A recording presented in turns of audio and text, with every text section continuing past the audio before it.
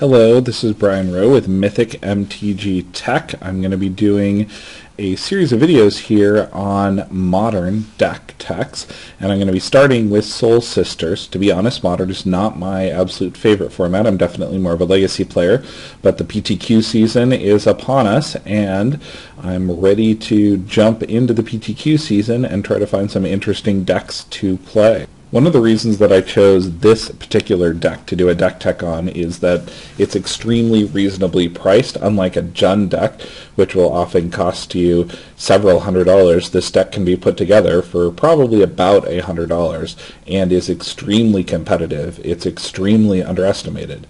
The reason this deck is called Soul Sisters is basically these three cards: Soul Warden, Soul Attendant, and Martyr of Sands. Some people just say it's the two Wardens, although I definitely think that Martyr of Sands has become a staple card in this type of deck. These creatures gain you life, and can often gain you life in huge amounts, putting you out of the range of other individual decks' ability to kill you. These cards also determine whether this is going to be a bit more of a combo game or a slow grindy game. The deck is rather straightforward. It's basically a white weenie beatdown deck with some creatures that get really large when you start to use them. The important thing to note about this is that this is mono white. There are no fetch lands, no shock lands. Please do not try to put fetch lands or shock lands in here. I know that Lingering Souls is an incredible card and everybody wants to include it because it's better than Spectral Possession, but taking a point or two of life that could jeopardize your ability to activate a Serra Ascendant is not in your best interest. Also, giving cards to your graveyard via fetch lands to feed your opponent's Deathrite Shamans is also a mistake.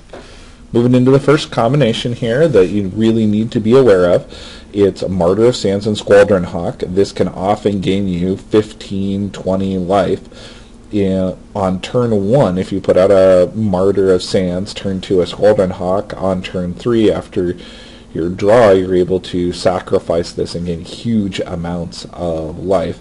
Often, though, you wait on the Martyr of Sands to turn 2 to put it out. One of the reasons being is that the activation cost on it is merely 1 colorless, and if your opponents are playing Lightning Bolts, which lots and lots of decks do, you do not want to inadvertently lose this creature.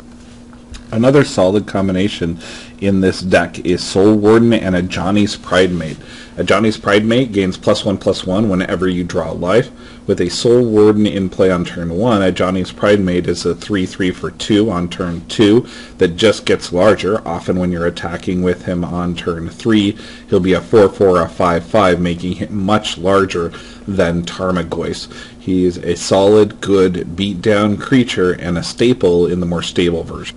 We also have in here the wonderful combination of Martyr of Sands and Serra Ascendant.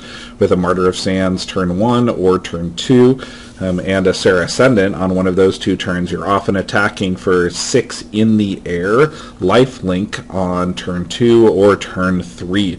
One of the other things that you really need to decide in playing this deck is whether you want to go towards the consistency route or the power route. Soul Wardens are extremely consistent, although if the deck is seeing a metagame that has a significant amount of combo, the Martyr of Sands may actually be better. A second or third Martyr of Sands is often not that good, but an explosive start with that Serra Ascendant on turn 2 attacking for 6 in the air lifelink is great. One of the other things that this deck has is the opportunity for some control hate. We currently don't see a lot of control in the metagame, but Proclamation of Rebirth works very well against both removal and control, allowing you to bring those creatures back from the graveyard and play them again and again, either with Forecast or a nice burst on turn 3 or 4 directly after a board wipe.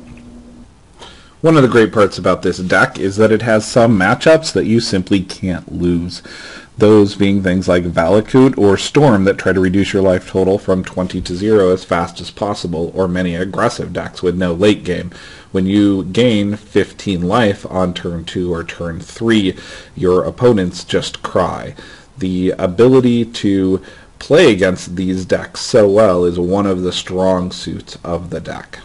The deck does have some problems, though. Your rough matchups or any type of combo deck that tries to combo out without doing life damage to you, or can do infinite life the way that eggs can.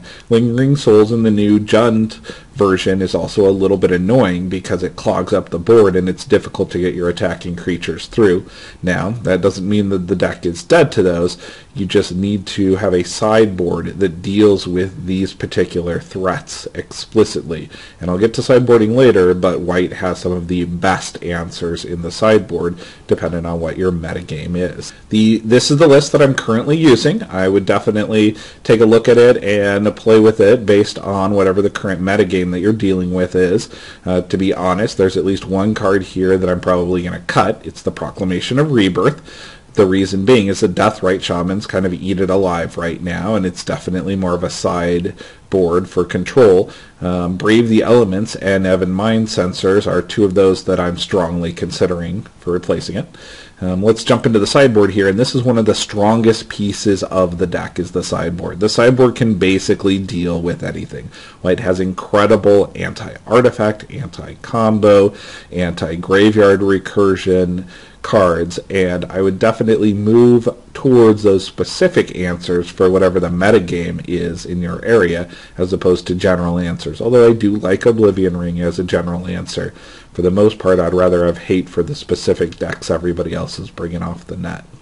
If you'd like to find out more about this deck, I definitely recommend checking out the recent Star City Games article on Soul Sisters, which does a really good job of going through the basics, and also the MTG Daily Archive has some very well-written articles about this deck when it was in Standard. Thanks. This has been Brian Rowe with a modern deck tech for Soul Sisters.